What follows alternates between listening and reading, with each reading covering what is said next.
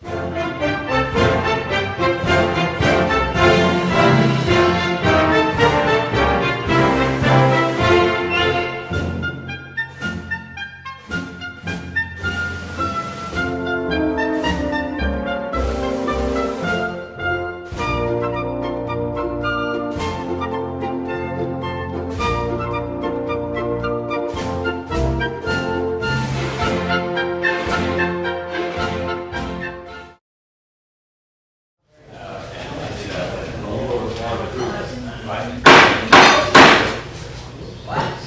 Good morning. Happy New Year, everybody, this morning. Good morning. Good morning. Thank you. Well, as we welcome to the September 2019 Untitled Chapter meeting, before we get too far, I would ask our chaplain, Mr. Frank Pounders, and everyone else to rise, and would you give us an invitation? Our sick call this morning is a little long. If anybody wish to tell me about it, but we have elderly critical, we had a little operation, and I think we'll be back with it pretty soon. As you noticed when we came in, there was a notice on the door that keep on thinking. We just got it. He was grateful in the middle of that topic. And he was a member of this organization for many years. Paid his dues on time, every time. And we'll miss him. And Richard Conley, who is a family member, is indeed to be fair. That's as far as we'll go with that. And Nick Carter told me this morning the very sad passing of his 14-year-old Chihuahua. We were keeping and the Chihuahua in our prayer. And James Glasson and Black's operation to keep all of them out there and know with me for just a moment that God is ever present. That means that every time you turn around, you're turning around with God. That means that God is everywhere, every time that you need God.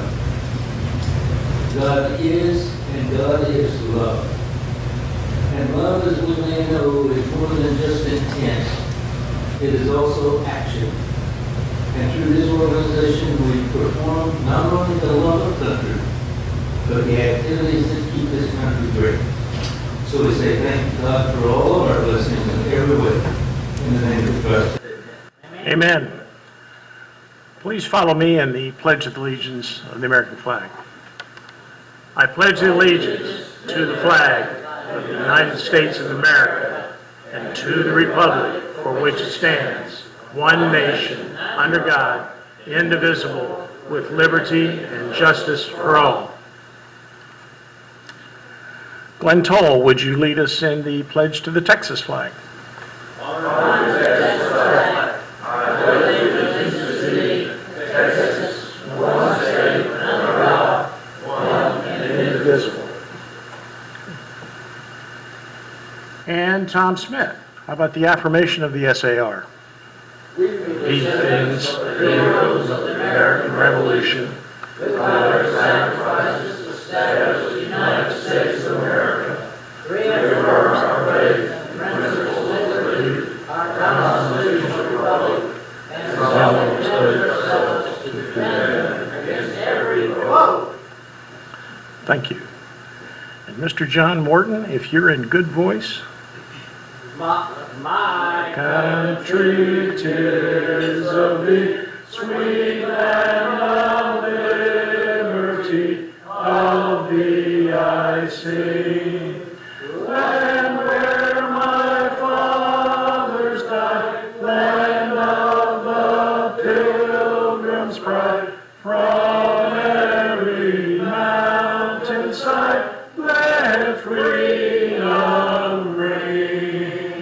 Thank you. Please be seated.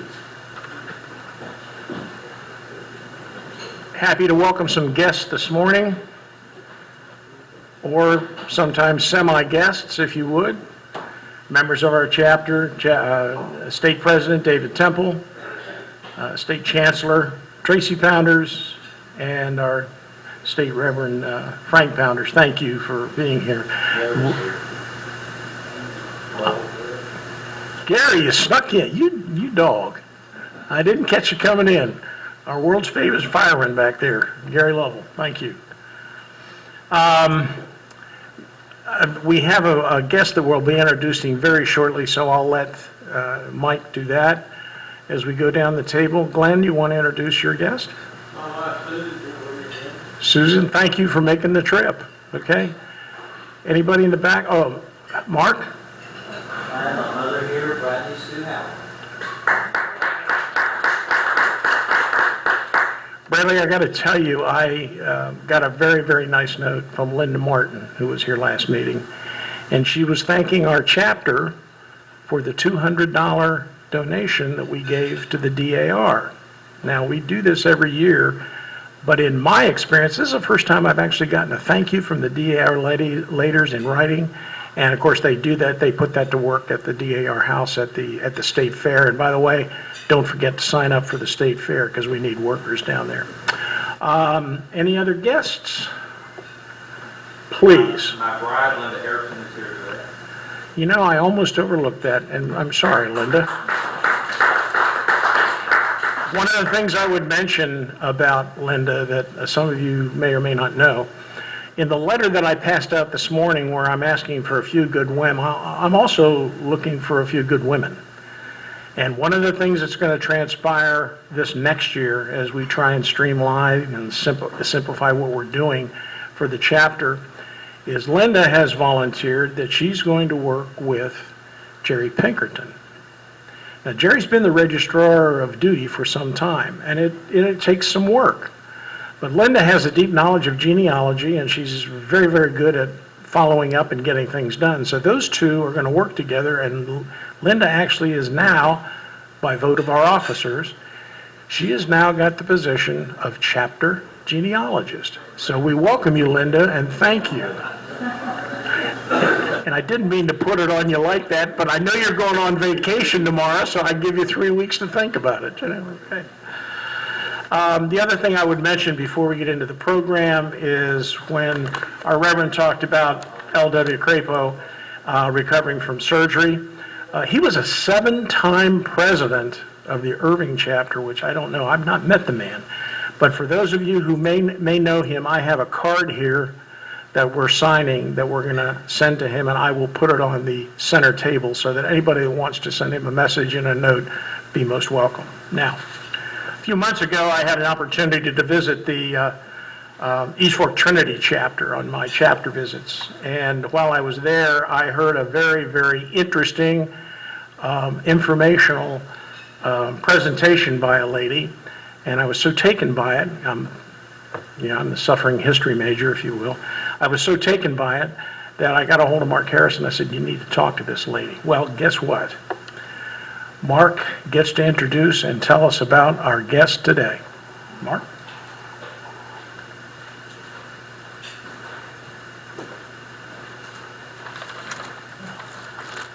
Thank you, Mr. President.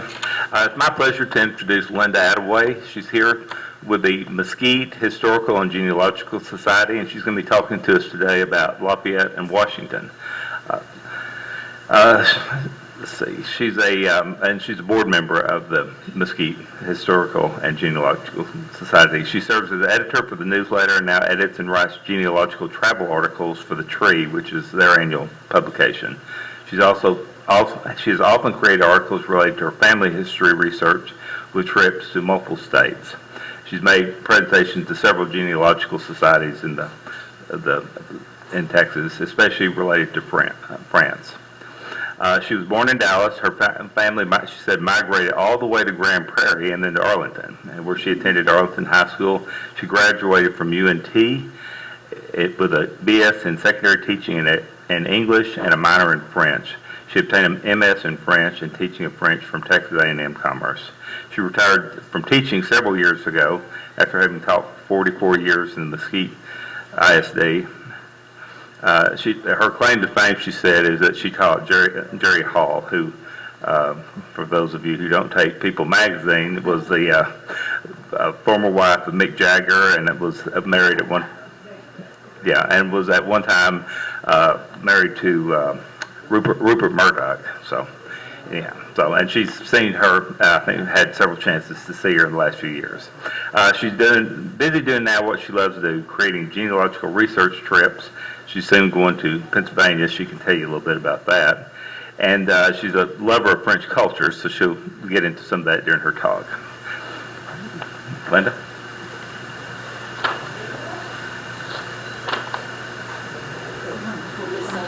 Sure. Yeah.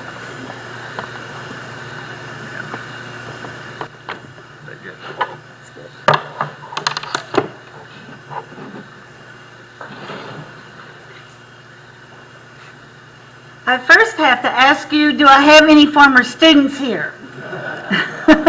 Last year I spoke to the Pilgrims, and I asked that same question because I said I have ex-students everywhere after having taught 44 years, and we all laughed. I was driving home admiring the beautiful homes off of Northwest Highway. My window was down, and I was just in awe, and all of a sudden I heard, "Madame," and I looked over and there was a street crew.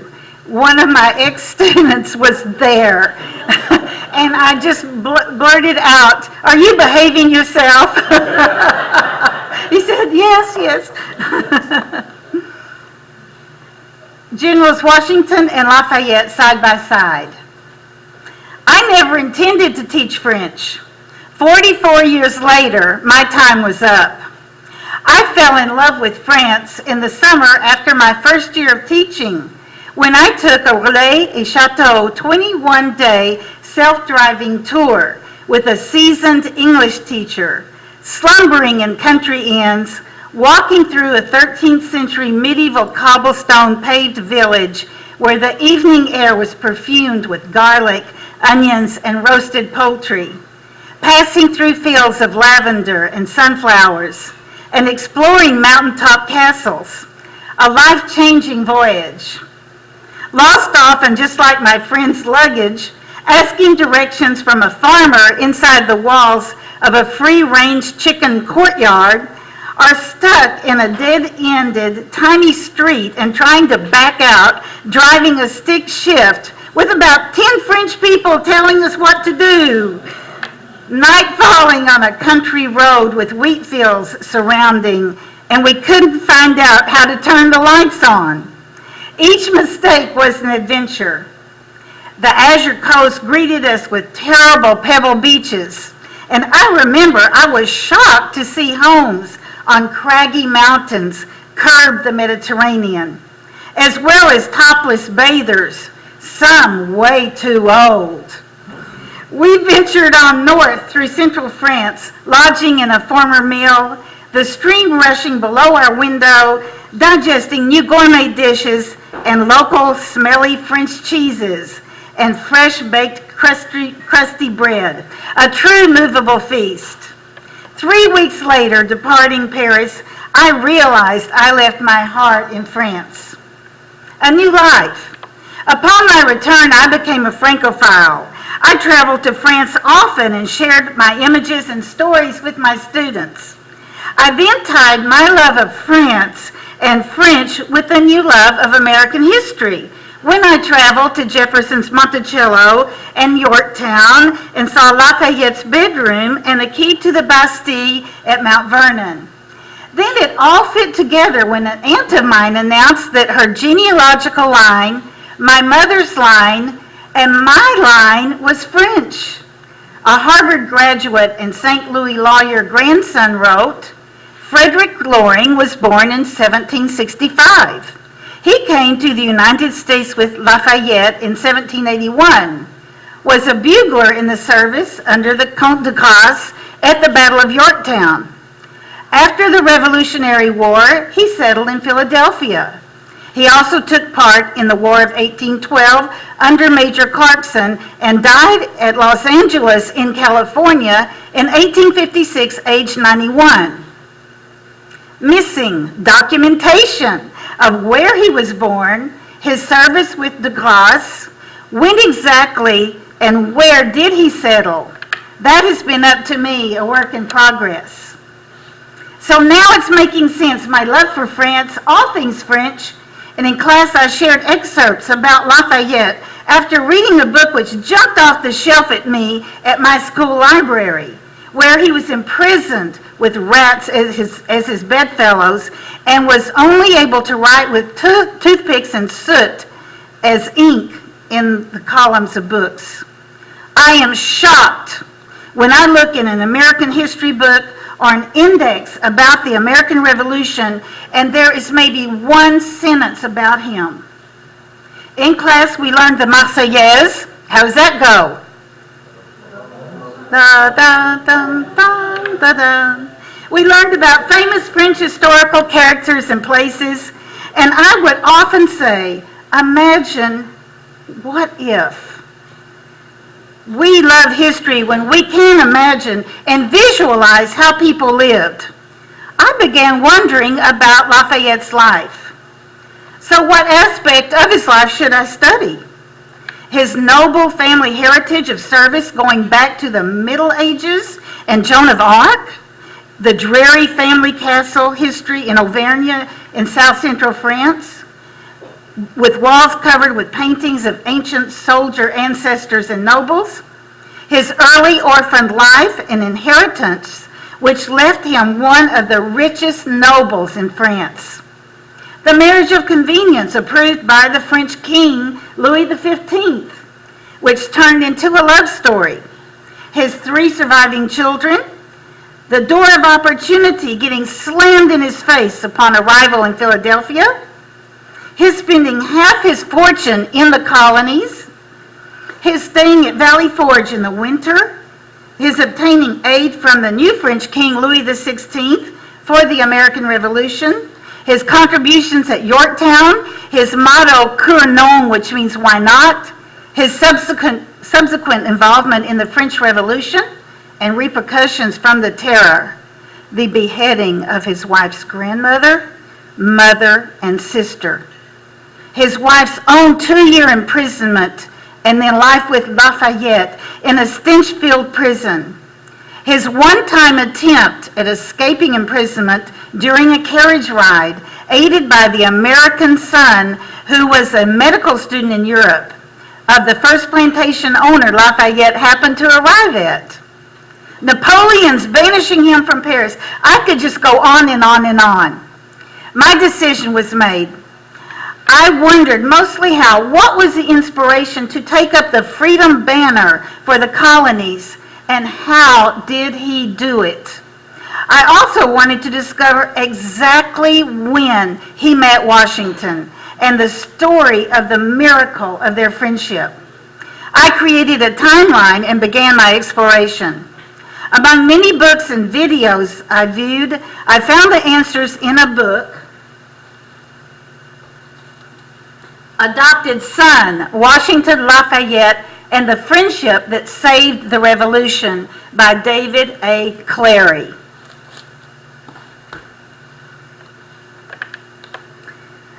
Now let's first compare their biographies.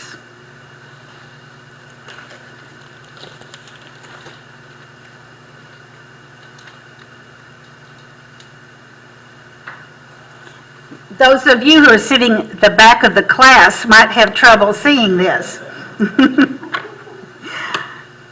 Marie-Joseph Paul-Yves Roch Gilbert du Mortier, the Marquis de Lafayette, was born in 1751, and he was about 2 when his father was killed by a cannon shot fired by the English in the French and Indian War at the Battle of Minden.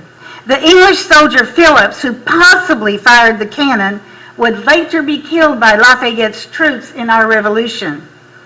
Lafayette's rich, widowed, noble mother, Marie-Louise Joly de la Rivière, soon left for Paris to live at the Luxembourg Palace in order to begin creating a série for her son to enter into noble society. She left Lafayette's citizen-loving grandmother in charge. Sadly, his mother died in Paris when she was 33 and Lafayette was 13. So now he had lost both parents. His paternal grandfather died soon after, and he inherited millions in property. George's father, Augustine Washington, descended from an English wool merchant who was a mayor of Northampton, and Henry VIII gave him to reign at Sulgrave, England. Immigrant John Washington arrived in 1657 in Virginia and was a member of the House of Burgess. His grandson, Augustine, was the father of our George, who married first Jane Butler, and they had 3 children, including Lawrence, later a mentor to his half-brother, George. After Augustine's first wife, Jane, died, he married Mary Ball, and George was the firstborn of 5 surviving children. George's father, Augustine, died when George was about 11. George's mother, Mary Ball Washington, has been described as difficult, demanding, and selfish, or was she just a widow woman working hard for her 5 children? Mary Ball did not come from noble stock, but she inherited about 1,000 acres after she had lost her father, Joseph Ball, when she was 3.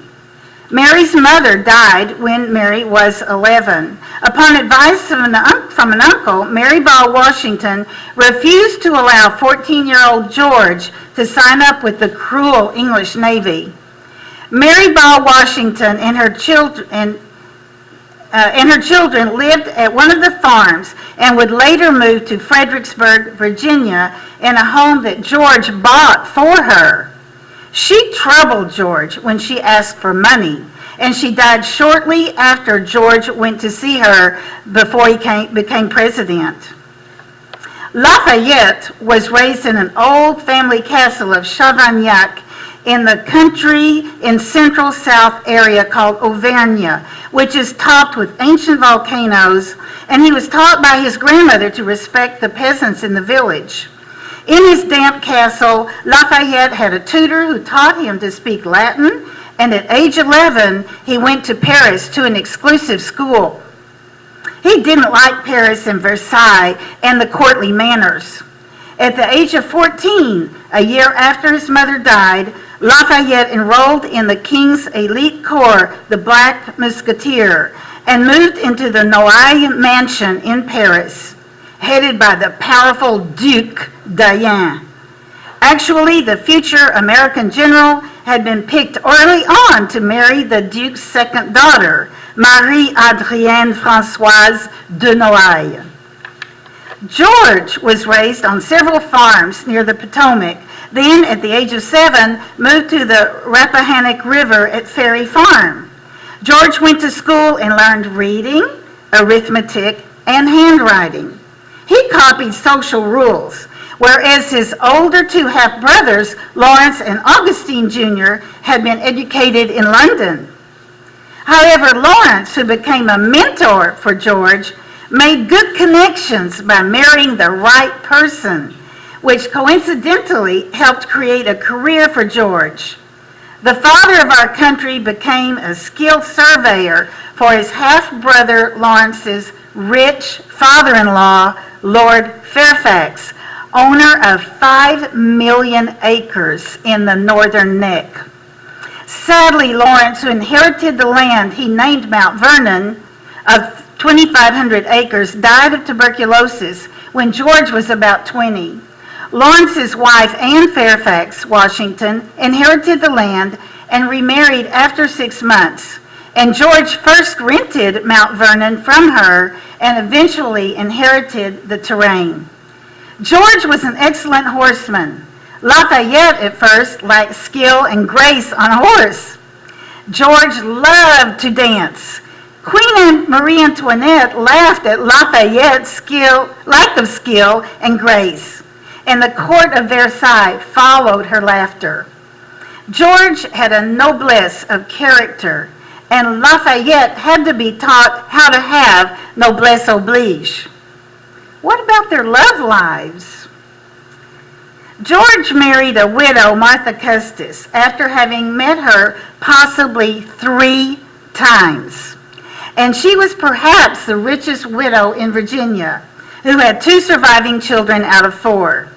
The surveyor George had asked 16-year-old flirty Betsy Fauntleroy for her hand twice, but he was refused. George possibly loved Mrs. Sally Carey Fairfax his whole life, and here I have the secret love. One problem, she was his best friend's wife. Sally Carey, who married George William Fairfax, son of the millionaire Lord Fairfax, whom she met at a governor's ball at Williamsburg, was a man as socially prominent as she was.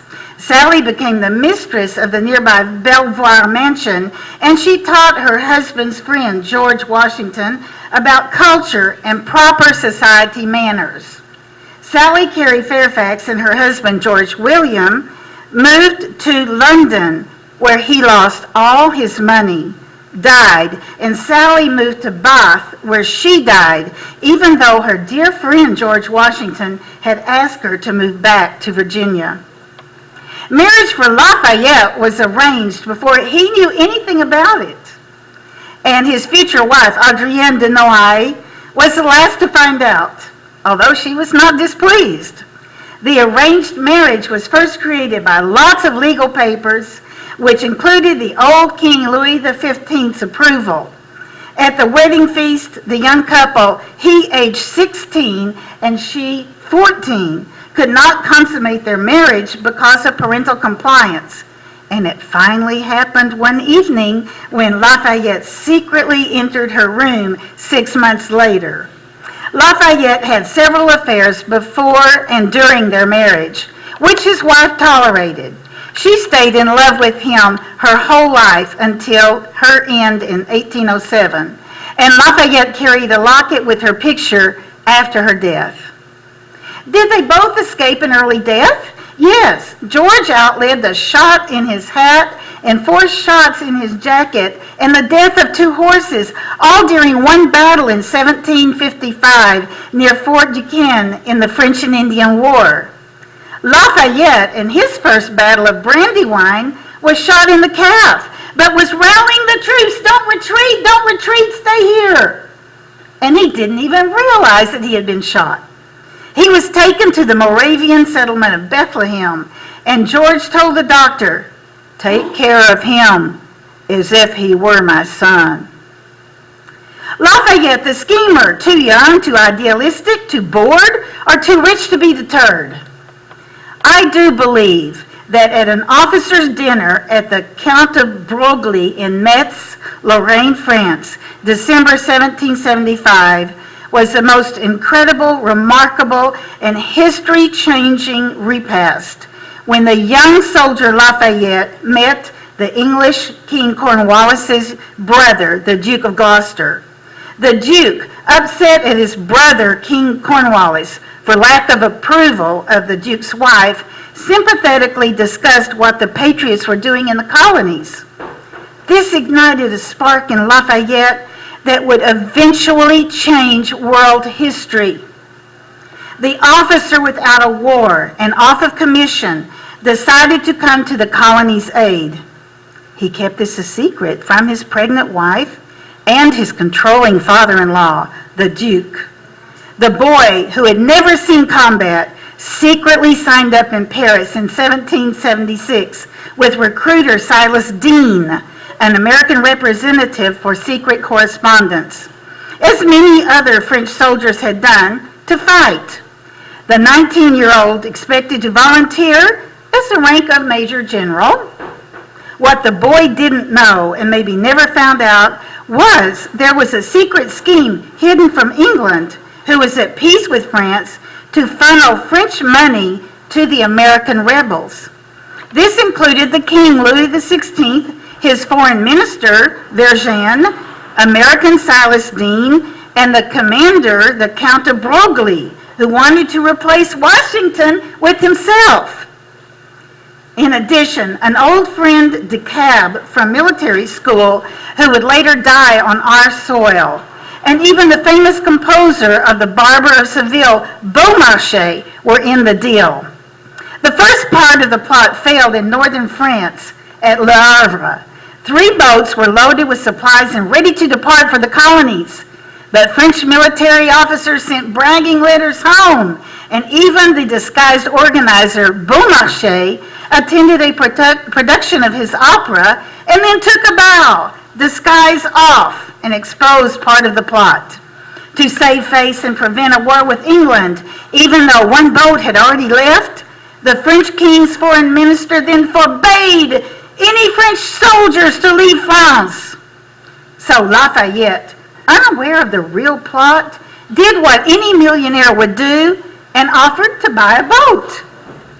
His first voyage and arrival. The boat found in Bordeaux needed to be outfitted. So what does a king's musketeer do? He needed to pass some time. He took a trip to London, where he met King George III, thanks to his wife's uncle, who was the ambassador from France to England. After 3 weeks of connections, introductions, and entertainment, the young Marquis skipped out on a ball that was to be in his honor and went back to Paris to his partner De Kalb's home, not to his home though. And he wrote a letter to his pregnant wife and to his father-in-law, and then hurried to Bordeaux. The disguised dreamer sneaked southwest near the coast to Bordeaux to board his boat, which he had fitted with 2 cannons and filled with provisions, which he named Victoire. When the French King Louis XVI and Lafayette's millionaire father-in-law discovered the plot, the king's soldiers fled, following in Lafayette's pathway. He was told that the king had written a lettre de cachet for Lafayette, offering imprisonment if he didn't return to Bordeaux and then east to Marseille. The Victoire headed south on the coast, crossed the French border for a small Spanish port of Los Pasajes.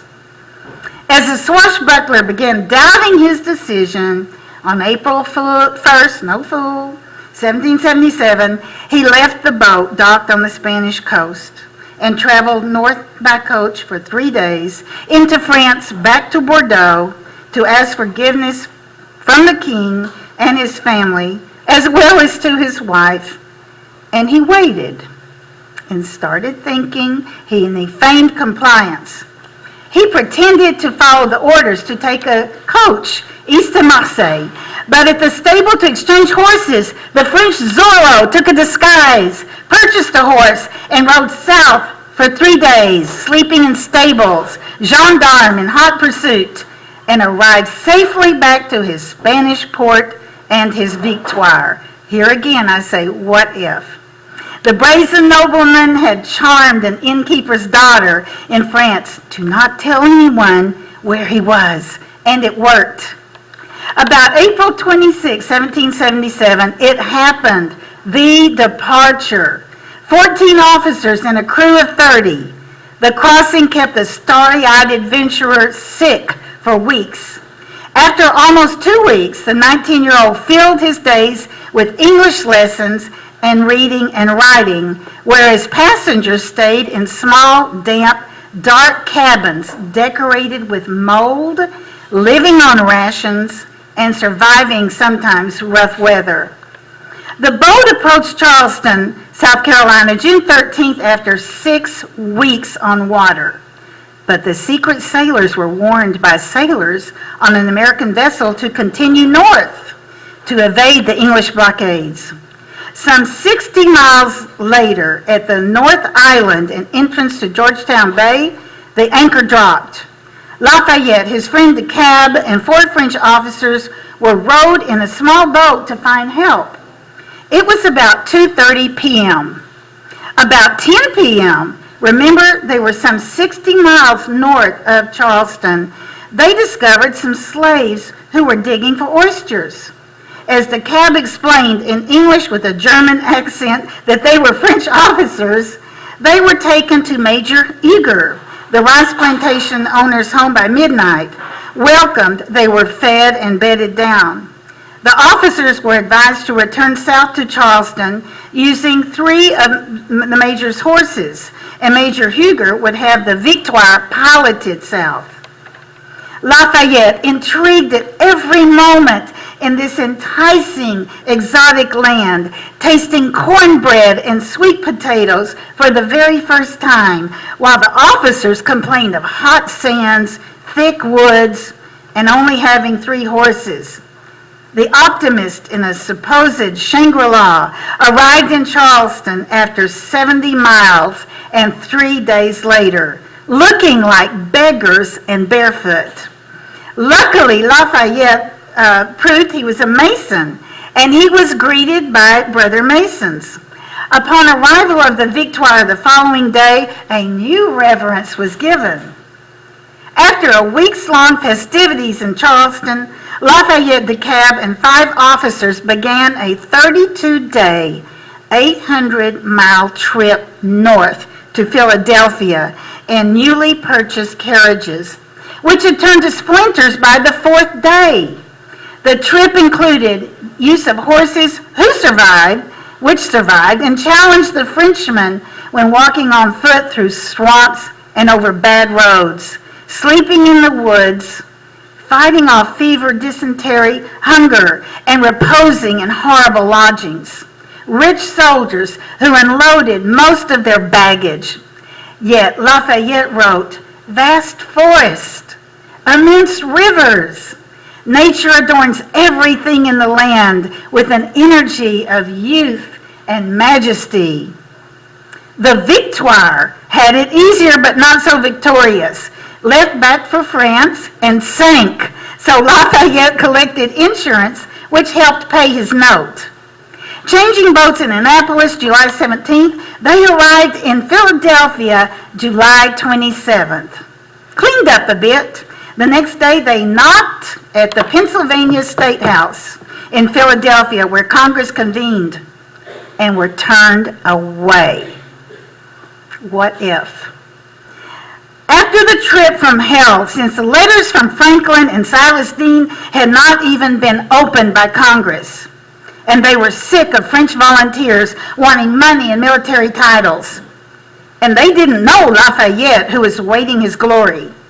Lafayette quickly sent a letter and volunteered to serve without pay, but wanted to be a major general. Congress, receiving the letter as well as opening the envelope with the recommendations from Silas Deane and Benjamin Franklin, welcomed the young 19-year-old millionaire.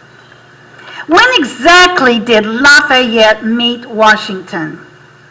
A couple of days later, August 5th, Lafayette was invited to a dinner hosted at the City Tavern, now a reconstructed historic-themed restaurant, to fet the troubled George Washington. Washington was at one end of the table, and Lafayette brought by delegates at the other end. The 19-year-old skinny overwhelmed Lafayette, said later, the majesty of his figure and his height were unmistakable. Washington said later, the boy was worthy of esteem and attachment. The young redhead, 6 foot tall, made his way to meet the 6'2" general and told him, I am here to learn. Lafayette was invited to see the troops the next day. In Lafayette's own words, in third person, Washington took Lafayette aside, spoke to him very kindly, complimented him upon the American cause, and then told him that he should be pleased if he would make the quarters of his commander-in-chief his home, and consider himself at all times one of his family. Washington had been informed of Lafayette's contacts with the French king and must have been impressed with the story of his voyage. Here was an instant son for George, and here was the new father that Lafayette never knew. This was destiny. What really proved to Washington that Lafayette could be trusted? There were several plots to replace Washington. The Conway Cabal failed to remove George from command of the Continental Army. In the winter of 1778, when Conway tried to enlist Lafayette against Washington, Lafayette added, "And a toast to General Washington." Washington had his own spies, including a slave, James Armistead, who became a soldier with Lafayette. Lafayette returned to France after 2 years here to obtain aid from the French king, Louis XVI. He just had a short house arrest for punishment. And within a week in his father's mansion, time was spent making connections and rallying the French for aid, and it worked. His second voyage here. Successful, the young general returned to the colonies in 1780 on the king's ship, the Hermione, which is pictured here. Lafayette announced in Morristown to George that there would be 6,000 soldiers, 6 ships, and supplies coming. George teared up when he received the news. And the rest is history at Yorktown, where Lafayette was the interpreter between George and Rochambeau and de Grasse. And all we read in history books is that Lafayette helped in the American Revolution. The third voyage for Lafayette. He was invited back for a 4-month farewell tour in 1784.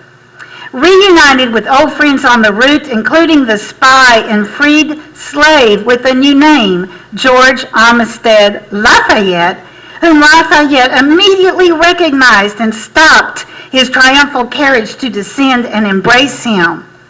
Visits to New York, Philadelphia, Alexandria, Baltimore, Hartford, Boston, Richmond, and Annapolis compensated the hero and fed his ego. On December 1st, 1784, after a 10-day visit at Mount Vernon, Washington's carriage followed his adopted son to Marlborough, where they hugged. Tears rolled down their faces and they separated. Later, the final farewell letter written by Washington. In the moment of our separation upon the road, as I traveled in every hour since, I felt all that love and respect and attachment for you, with which lengths of years, close connections, and your merits have inspired me. George asked, would this be the last time we see each other? Lafayette thought, and though I wished to say no, my fears answered yes. He answered, no, my beloved General, our late parting was not by any means a last interview. Adieu, adieu, my dear General. It is with inexpressible pain that I feel I'm going to be severed from you by the Atlantic. Everything that admiration, respect, gratitude, friendship, and filial love can inspire is combined in my affectionate heart to devote me most tenderly to you. In your friendship I find a delight which words cannot express. Lafayette wrote, adieu, my dear General, it's not without emotion that I write this word, although I know I shall soon visit you again. Be attentive to your health. Let me hear from you every month. Adieu, adieu. This would be their last meeting. Back at Mount Vernon, George wept openly at the dinner table whenever he talked about his love for Lafayette. His dear adopted son, who abhorred slavery, influenced George, who wrote in his will that he freed his slaves upon the death of his wife. Sadly, George died in 1799, not knowing if Lafayette was free to cross the Atlantic. Lafayette returned to France hoping to create a new democratic government, wrote the Declaration of the Rights of Man with help from Jefferson, joined the National Guard, and then was accused of treason. France was at war with Austria. Lafayette was captured in Belgium to be eventually imprisoned during the Reign of Terror for 5 years. His wife, imprisoned in Paris for almost 2 years, visited by James Monroe and his wife, was released, freed with passports for her and her 2 daughters to America. But she joined the valiant Lafayette, now clothed in rags, skin, and bones, in a filthy, rodent and insect-ridden prison at Olmütz. She suffered the rest of her life from illness contracted there. Their son, George Washington Lafayette, and his tutor escaped death with arranged passports by James Monroe. They would finally stay at Mount Vernon. In 1797, thanks to American officials, the Marquis, his wife, and 2 daughters were released and exiled to Denmark, finally to go home to La Grange Castle, east of Paris, thanks in part to Napoleon. Lafayette's wife had become the strength in the family and had used her clout. In 1814, Lafayette was elected to the National Assembly. Lafayette's 4th and final voyage in 1824. In all, Lafayette made 8 Atlantic crossings. His last 1-month-long sea voyage anchored at the New York harbor, where he was welcomed by tens of thousands of grateful Americans. He was the last living general of George Washington. His last triumphal visit, 1824-1825, to 24 states, traveling 5,000 miles, a planned 4-month visit stretched into 13 months, studded with thousands of admirers, old soldiers sporting now ragged uniforms that Lafayette had purchased, good friends, embellished with parades, balls, music, souvenirs, and receptions. This tour often left his eyes overflowing with tears, especially when Lafayette descended alone to George's vault at Mount Vernon, and a few minutes thereafter reappeared to take his only son, George Washington Lafayette, and his recording secretary, Levasseur, by the hand and led them into the tomb where George lay since 1799. They knelt reverently near his coffin and all wept. The aging general visited Monticello several times, where he conversed in French. Jefferson had to replenish his collection of red wine after Lafayette left. And he said a last goodbye to James and Dolly Madison, walked the grounds at Yorktown, and laid a cornerstone at Bunker Hill and collected dirt as a souvenir. He was given a ship called Brandywine to return home. The author of 3 autobiographies died in 1834 from pneumonia in Paris, and our Congress mourned for a month.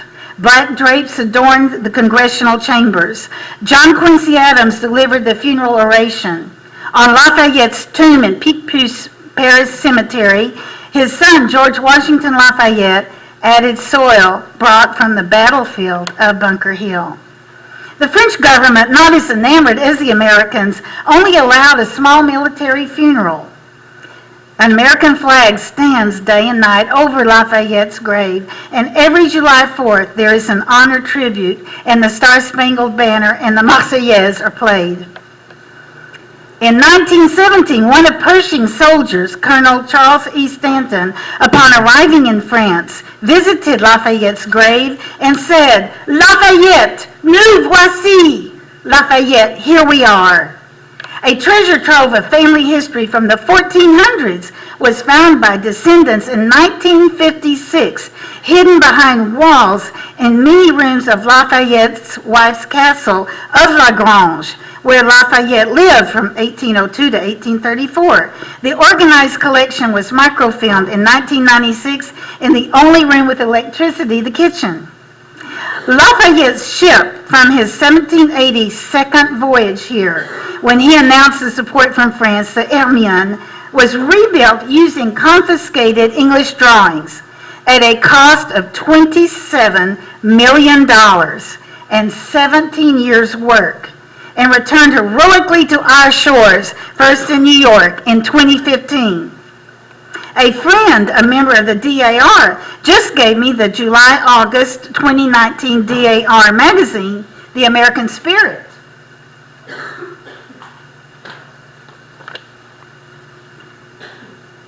And it has a cover of the painting of Lafayette and a major article called the Lafayette Trail. Frenchman Julien Icher, founder and executive director of the Lafayette Trail, is recreating Lafayette's farewell tour, from 1824-25 for the bicentennial celebration of 2025. Lafayette's emotional response from President Adams at the White House at the conclusion of his tour is included in this article. God bless the American people, each of their states, and the federal government. Accept this patriotic farewell of an overflowing heart. Such will be the last thought when it ceases to beat. So a 17-year-old taught me, people die twice. Once when their physical body leaves, and the second time when their name is never spoken. So I say, Lafayette, nous voici. Here we are.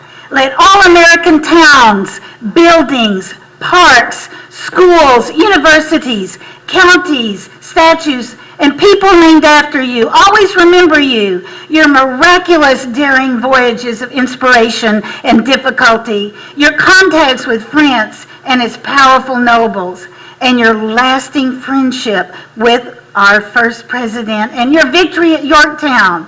Live in the memory of every American, and let there be more than one sentence written about you in our history. Vive la France! Vive l'Amérique!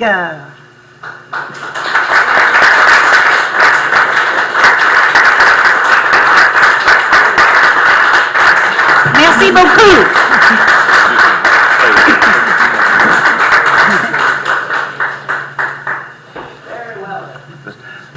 Linda, that was excellent, and I think you have filled in some of the blanks for us, so I really appreciate that. You can step right over here, please. Okay. Yeah, would like to, first of all, we'd like to present you a certificate of appreciation for your excellent research and your presentation, and as well as an SAR mug. Excellent. Thank you. Thank You're you. very good. Open the certificate. Yeah, good. Oh, okay.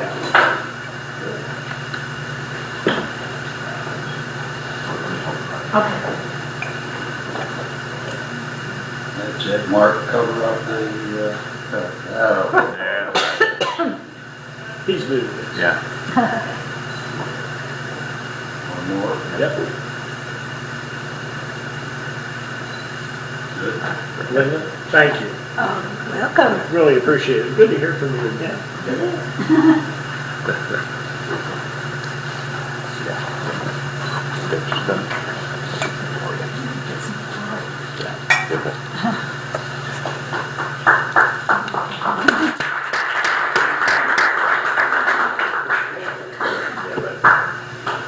I don't know how you get that much enthusiasm on a Saturday morning, but thank you. Thank you.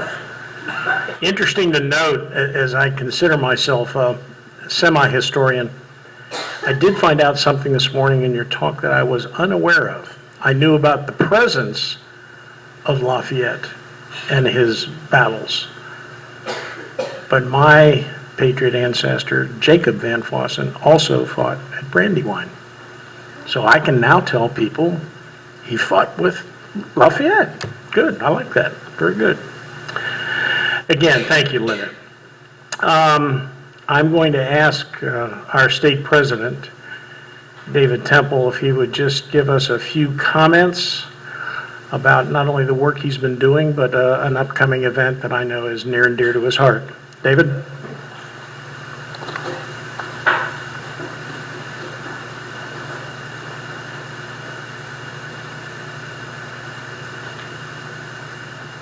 Good morning, and I sure won't take too much time. You've been teaching for 44 years. I spent 43 years forgetting all the French I learned in college. Sadly, I wish I hadn't. And it would help, too, if the county where Oxford, Mississippi is would pronounce it Lafayette instead of Lafayette. That's how it's known locally. So the major reminder I wanted to give today is remember the BOM, the first weekend basically in October 4th through October 6th. The 4th is a Friday. There's not a lot that day. There is a presentation by the archivist at UNT, I believe, who'll be talking about the Texar archives and some online options there. And then the business meeting mostly Saturday and Sunday. If you want to see how the state society works and runs, go ahead and come. You're a guest to most all of the committee meetings. There's only one or two, I think, that are essentially closed, but the rest of them you're welcome to attend. Remember the youth contest? The chapter has always participated well. I think many of you may have not seen that, and maybe it was announced in here, that our student entered in one of the contests, finished second at national. The second place scholarship is $6,000, I believe. First place would have been $10,000, and I think y'all talked about that. Right. So we need to probably follow up with him, make sure that he's received his prize from national, certainly. The state is always looking for assistance, whether through committees. If you have an interest in volunteering, certainly let me know, let others know in the state, and they'll pass on the word. The society is run by you. The state society is about 3,600 members. Well, probably not quite that. I think officially we're just right around 3,200. That's only because we passed through a season where people forget to pay dues, can't pay dues, don't pay dues. Dues notices will probably be going out late this month, early next month. We're working on a couple of processes to maybe streamline some things there and hopefully better serve the society and serve you. We'll try to get out intermittent reports this time, November, December, so we can all see where we are and progressing through those. But again, if you get a chance, come out to Arlington, the Arlington Hilton, for the BOM first weekend in October. Thank you, David.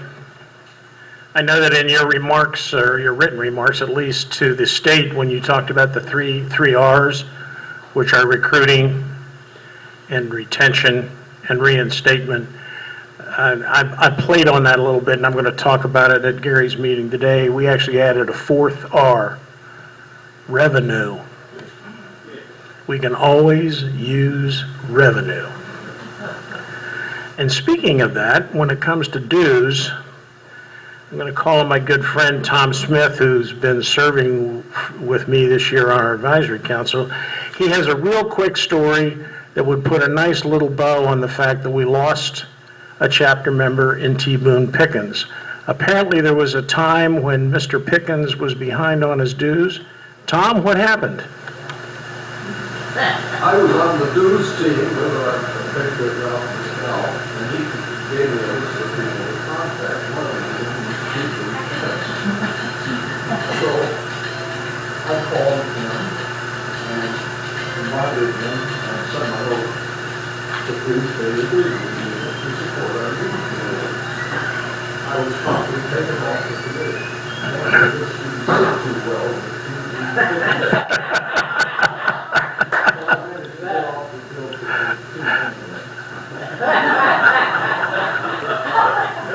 In my business years ago, they used to say there's nothing with endurance like the man who sells insurance, but it may be also the people that collect dues. Now, the unfortunate thing about that is Tom was never allowed to go to an Oklahoma State football game, but that's another story. Yeah. I have some more good news, and I don't think there's too many people in here that know that, but I'm proud and happy to tell you that last Saturday, a week ago, there is a new, soon-to-be member, hopefully, of the DAR. I have a brand new great-granddaughter.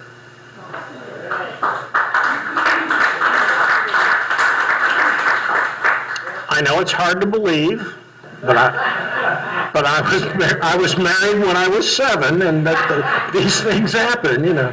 Now, our grandson in California, he and his bride, Ashley, presented us with Audrey Van Fossen, 7 pounds, 10 ounces, 20.5 inches long, lots of hair. That doesn't come from my side of the family, but that's another story. Anyhow, so now I would hope I would get some respect as a great-grandfather. A couple of quick things on the President's report. We're moving along on a lot of things behind the scenes, and you can only see about it right now in meetings as we talk about it. We are into our final version of coming up with a challenge coin. It's important we have it because we give challenge coins out on a regular basis. I may be hitting up our president for a few more until we get ours. But we are working on that, and it's for our chapter. We've never had one. I've been the recipient of, for many other chapters, coins as I visited, and I think it's nice if we could reciprocate. We need to have them. Where's Marshall Scanlon? The general here has been doing yeoman's duty on that. He's on the advisory council also with Tom and William Richardson. He's been doing yeoman's duty on our orientation program that we decided that we needed to get for new membership. Sidebar, I think I've talked about this, but I just updated it this morning, Mr. Secretary. In the last 36 months, we have inducted 51 new members. That's the good news. Now do a head count in the room. Exactly, John. Perfect. That's the idea of an orientation program, is to gather the people in a fairly succinct part of time, right after they've been inducted, match them up with some kind of a mentor, at least a partner that will make sure that they come to a meeting and stay in contact with them, and then get them in for an orientation, which we think Marshall would run 35, 40 minutes? If not that long, and with some Q&A. And the idea is to educate all of the people that are coming in about something other than just their ancestor patriot. We have too often this funnel when we get in, we get the paperwork done and we do the lineage and we know the family, but there's other things you don't know about. The state society, the national society, and more importantly, the chapter. This morning when we get together up in Plano, one of the things I'm going to talk about, as David talked about the BOM, to me, in the order of importance and attendance of meetings, your chapter meeting is the most important meeting you can go to. It's current, it's active, it's alive, it's now, it's membership. That's why you need to come to a chapter meeting. Second in my book is the BOM. That's how I learned how things start to run. I couldn't count on Tom Whitelock all the time, even mentor or not. He doesn't have every moment available every time I wanted to pick up the phone and learn something. BOM taught me that. Then importance comes the state meeting, because the BOM led me to the state meeting and I had a better cursory overview of how the state runs and people that get involved at the state level. Now, I went to the Congress this year. It was the first time I've ever been there. I was still a novice. I'm what they call a green tag, because I was running around green tag, but everybody's shaking hands with me and I didn't know them, because they knew I was new. That's a very, very important meeting, but there's segments of it that I wouldn't have been involved with. There was segments I was involved with. But in that order, it's chapter, BOM, state, and the Congress. So that's enough about that deal. I want you to take a mental or paper and pencil note. We're going to change our January meeting. Our January meeting is going to be on January 14th, which I believe is a Tuesday night. Is that right, Nick? Yes, okay. We're going to have a dinner meeting. It's going to be for wives, guests, whatever. It'll be a very, very short program, because we'll install our new officers for 2020, but we do have some entertainment. You'll hear more about it and where it's going to be. But I've been working on this with Nick, and by the way, his good wife is one of the greatest planners I've seen for a while. I know Linda does a lot, but I'll tell you what, the Harpers have been doing this for a while. And I thank you for the work you've done so far, Nick. Again, we're going to go to a meeting in a few hours with Gary about the District 6. And you know that with the Advisory Council has been working on a lot of things. Okay, now, next meeting, October. Now, is that the one you're here for? No. Okay. So you're going to tell us about a meeting you're not going to be here for, right? Okay. And you'll need to be conducting Oh, good. this one, literally conducting. Thank you. This something proof that Tom Whitelock made me aware of. It's actually the Las Colinas Symphony Orchestra.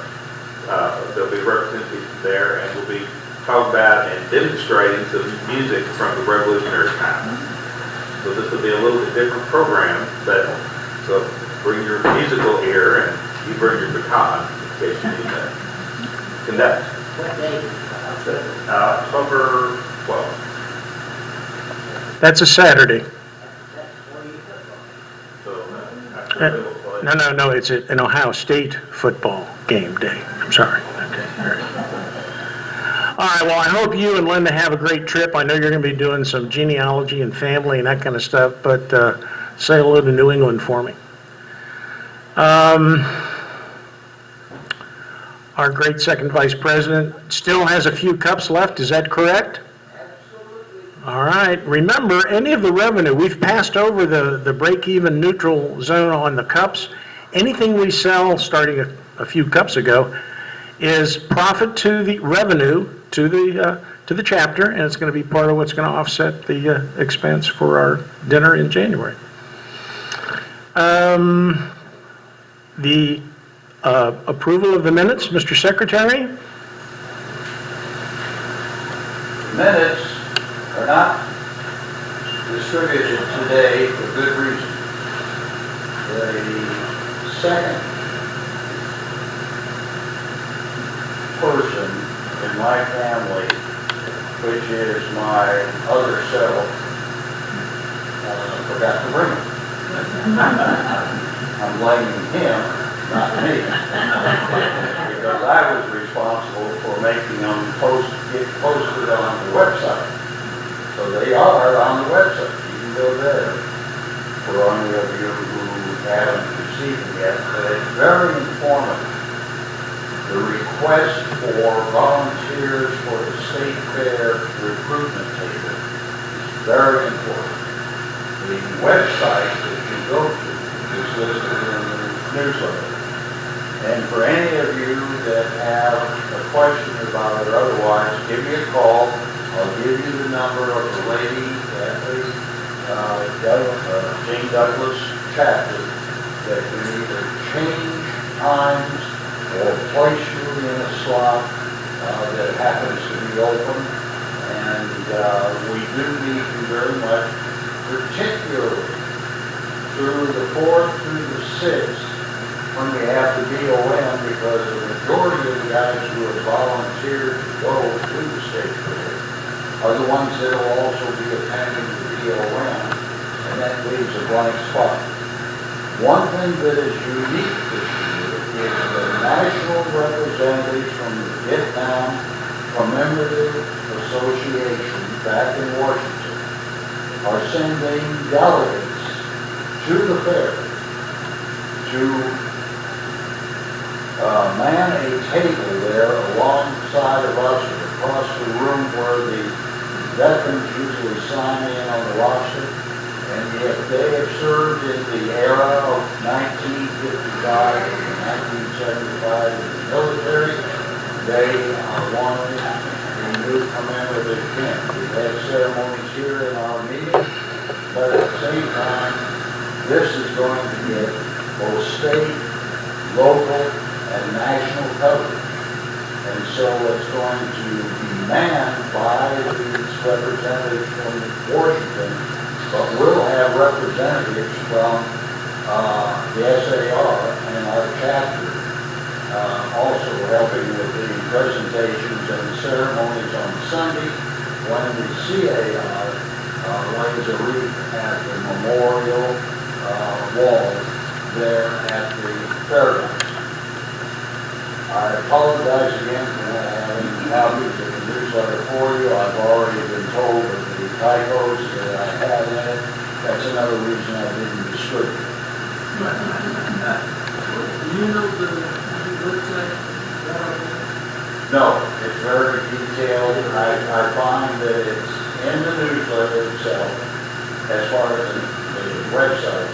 However, I would prefer to provide you with Claudia Taylor's telephone number because you can call immediately and say, I'm volunteering under stress at the table. And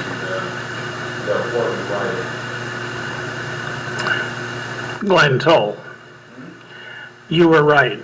He does have a split personality. Because I've been talking to the other guy for 3 years. Sir?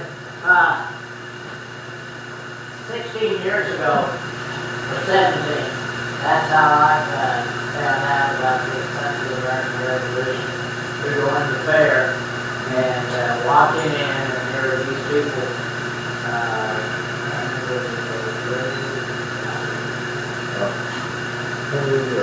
Henry, This is the hotel. he was in the hotel chain. But anyway, got to know him. Henry Rader. So anyway, it's a good group. I'm very blessed because that's how I got to know the Sons of the John, thank you. Good endorsement. All right, at this time, I would like to call on our chapter registrar, Mr. Jerry Pinkerton.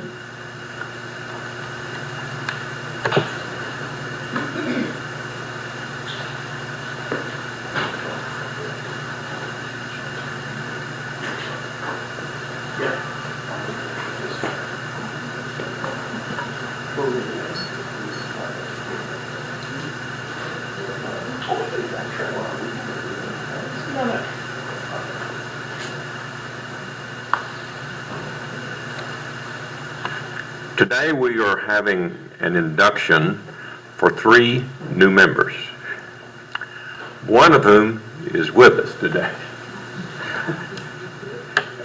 We have just gotten the word and just gotten the packages actually this morning that Brent Harshman and his 2 sons, who live on, but one lives on the East Coast and one lives on the West Coast, but there are going to be they are Dallas chapter members, at least initially, and then 2 of them will find local chapters and transfer. So today we are going to induct Brent, the senior, and he is going to take the pledge for himself and on behalf of his sons, Gary. So we're going to present him the certificates for all of them. And This is Garrett Lovell. He's our District 6 Vice President. so would you like to conduct the ceremony? Compatriot, and state your names. Raymond Brent Harshman, my son Jonathan Brent Harshman, and Paul David Harshman. Okay, raise your right hand. Having been accepted as a member of the Dallas chapter, Texas Society of Sons of the American Revolution, do you, as a descendant of one of the patriots and heroes of the American Revolution, reaffirm your ancestors' faith in the principles of liberty and our constitutional republic? I do. And will you pledge to support the patriotic, historical, and educational objectives of the National Society of Sons of the American Revolution? Yes. Now take great pleasure in presenting your membership certificate. You've got 3 of them here if you want. You can get them all in the picture. Okay. There's There's the.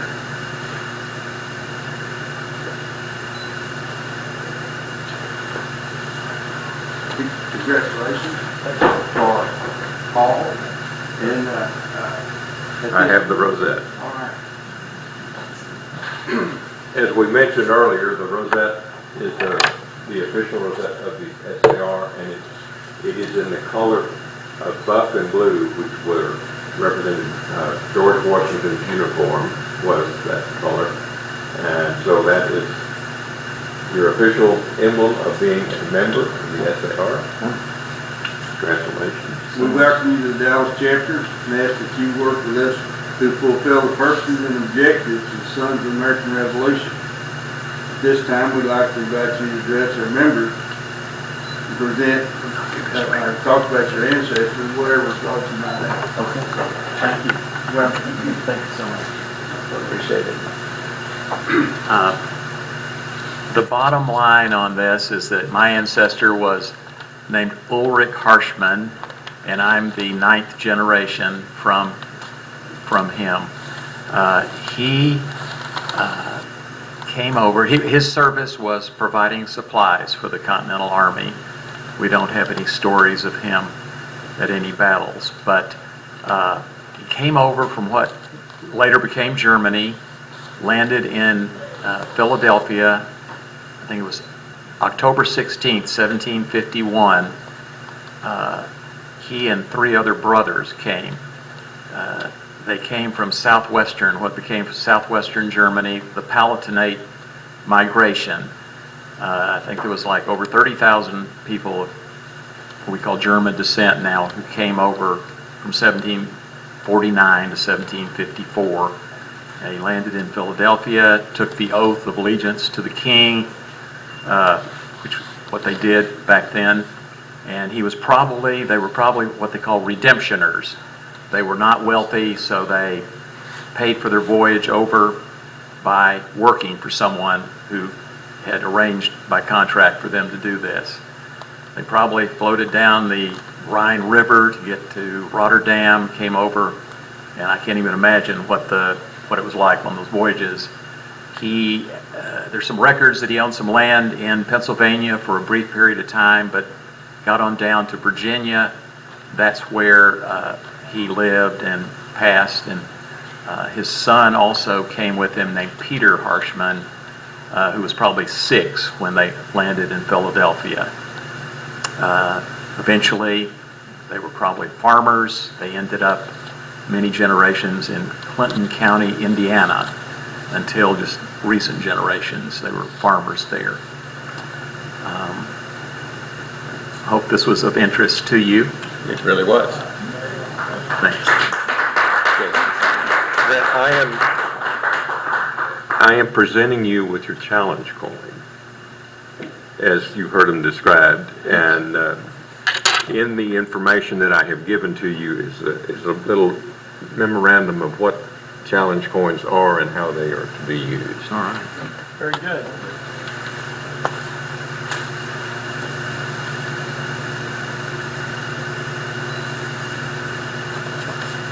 Thank you, sir. Welcome to the chapter. Great. Glad to have to you. be here. While we're returning to our seats, I must tell you a little story. I get this application for someone who wants to join the SAR, and so we're communicating, and he's emailed me the thing, and I said, well, what is your address? I'm going to drive this by your house so you can sign it. He said, I live out here on East Dallas somewhere, but I'm getting ready to move to a place called the Ventana, which is on Northwest Highway and Central Expressway, and my eyes lit up because he moved in about 2 weeks ago, and I'm moving into the same place next week, so we are neighbors, except he's highfalutin, he's on the 10th floor, and I'm on the 5th floor. So, But I forgot to thank you. Jerry, I could not have done it without his guidance and management and help on this process. So. And, Now, which committee are you going to chair? he's I haven't read the list yet. He's got a mentor on site.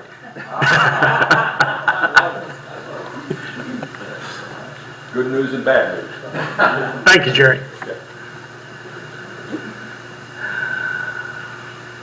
By the way, the 51 new members that I spoke of, he was the 51st. I went ahead and updated it this morning because I knew he was going to be here. I didn't count his 2 sons. Yeah, so we're growing. Bakersfield, California, and the other one's up in Maryland by the District of Columbia. Obviously, we're going to have a transfer. We understand. I have son and grandson that I'm working on. Son and grandson are both in California, north and south, so I've got the same thing. I'm going to get them here to get them in, but then they can do the transfer. Okay. Our historian, very busy man behind the scenes. Anything for the good of the cause. Check out our videos on YouTube. Say our last chapter. I'm going to talk about that also, Mr. Lovell, when we get to the meeting about what he's doing on YouTube, because we're all over the nation now. All you got to do is go up on YouTube.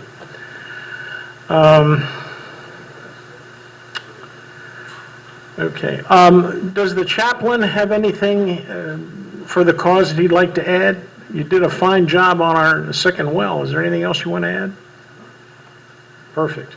And by the way, good to have Chaplain's son here again from the World Traveler.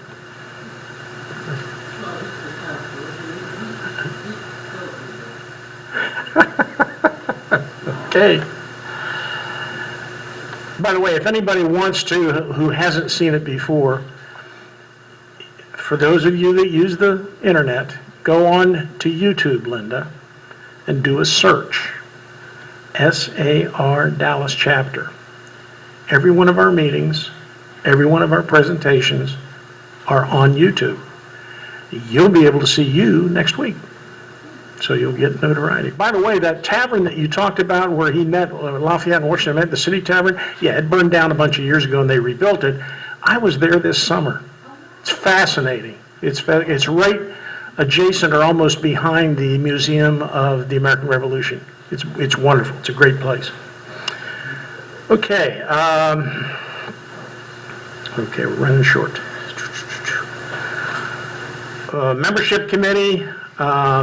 Ralph's still doing as well as can be expected. We hope to see him sometime soon. Again, we're 261 members, 51 new in the last 36 months. Our youth contests are coming up. I explained it in the letter that I passed out where I'm asking for help with our either chairman or co-chairman of a committee. These seem to, they run for a certain period of time during the year, and it doesn't take as much time as you might consider. You see this title of chairman or co-chairman.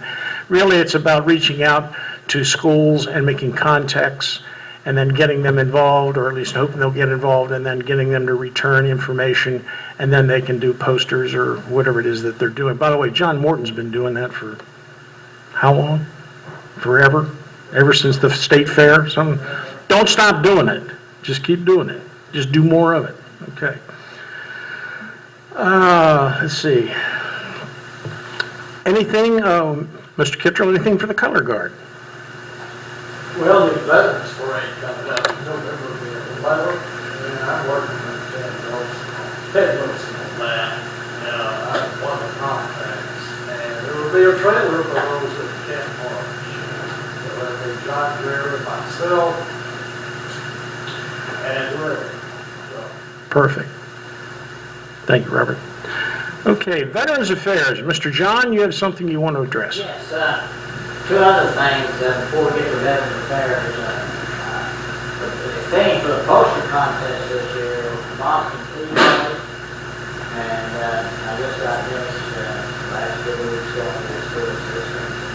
That brochure, and there seems to be a lot of interest. The American History Contest last year, our winner, placed second in the United States, and she won $1,500 and all expense paid trip to Leesburg. This year, Tom Smith says that his grandson is a history teacher, and I think that we're going to try to get him involved with the history contest for our chapter. It's hard to get teachers involved in this. I don't know why, but it's difficult. In the area of veterans, I'm going to have Tom Smith talk. He has an idea that we explored last meeting, and I'm turn it over to Tom. I'm talking to Tom, and Nick is aware that also that for budget reasons, next year we would like to budget a sum of $50 a month to buy personal items for people at the VA hospital rather than for John to have to get up and complete the contributions at each meeting. We just did that. John purchased them, gave the receipt to Nick, he'd be reimbursed for using $50 a month to get his Well, not yet. Before we do the motion, I'd like to give an explanation. This was something we talked about at the last meeting, and Tom and John and I have been talking about this.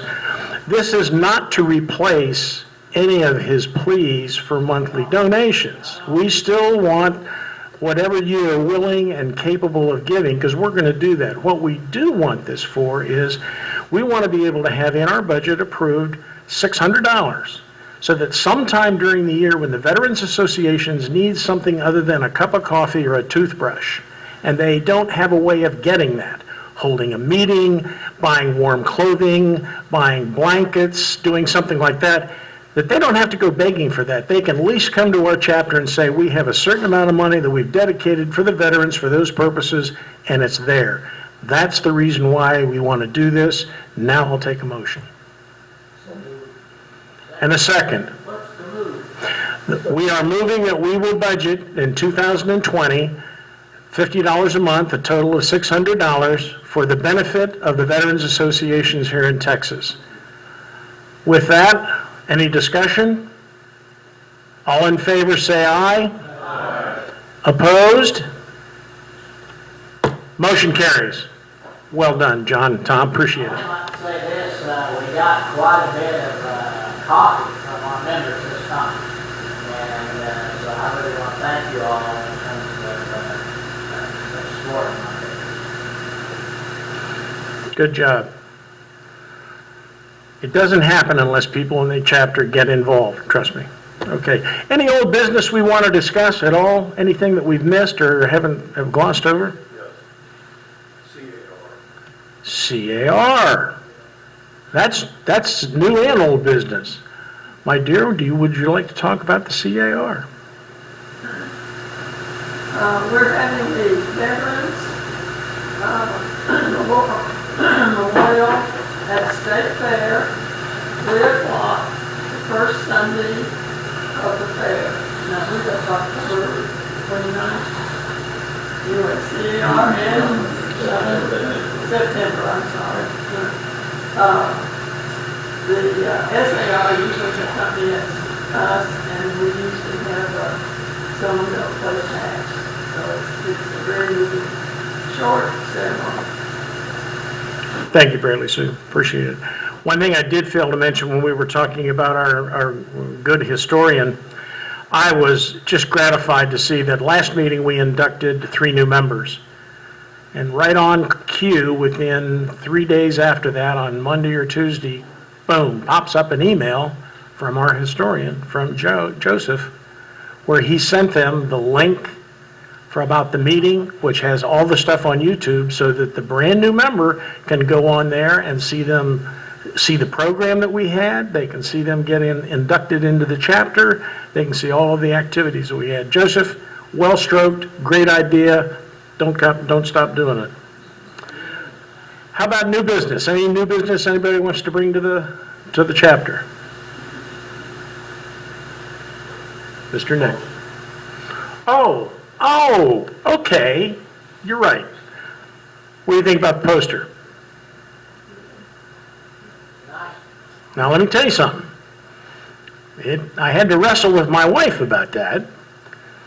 But that's my donation to the chapter, because I'm tired of seeing East Fort Trinity's banner or the color guard every time we have a meeting. I love the banner, so guess what, Dallas? We got one, and it travels, okay? Thank you, Thomas. 17 more payments, and it's mine. Okay, right about now, I think I call on our handy-dandy treasurer to do some drawings. By the way, again, I'm going to tell you ahead of time, he and his wife are working yeoman's duty on this dinner in January.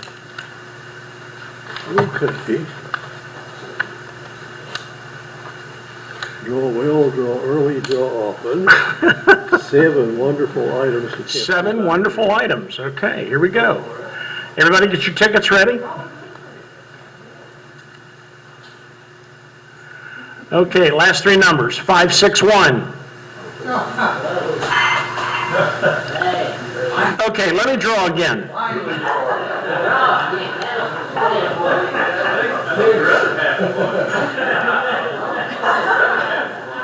Nick, tell him that the first ticket pays for breakfast. All right, 549. All right. 564.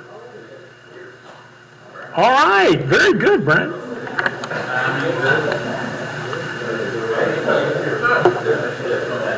552. 552.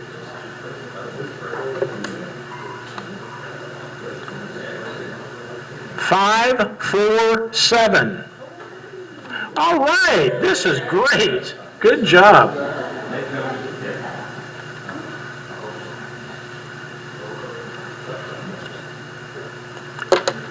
Five, 4, 2.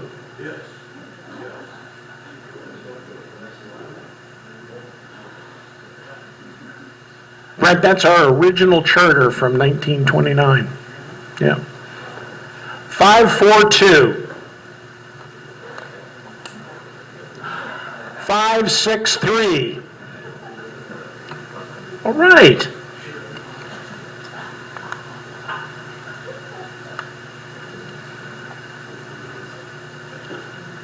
Two more, Nick? Okay. 538.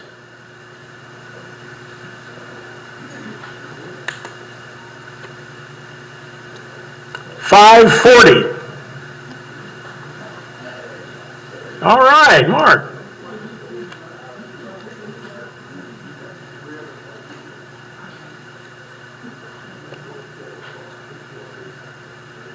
And the very last number, 559. Marshall, all right, very good. Is that it? Perfect, okay. Okay, don't forget, our next meeting is going to be on the 12th, October the 12th. The BOM is 456 in Arlington. And with that, I would ask that everybody stand and have our chaplain give us a benediction. We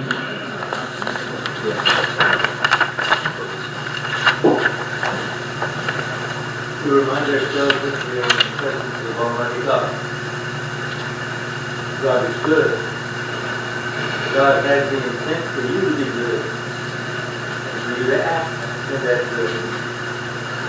And so it is as we leave here today, to leave with that thought in our mind that we will be active in the defense of this nation, in the defense of liberty, and in defense of the rights and hope for everyone. This is our good. This is what we aim for. We thank you for the opportunity. Amen. Amen. Please join me in the recessional. Until we meet again, let us remember our obligations to our forefathers who gave us our Constitution, the Bill of Rights, an independent Supreme Court, and a nation of free men. We are adjourned.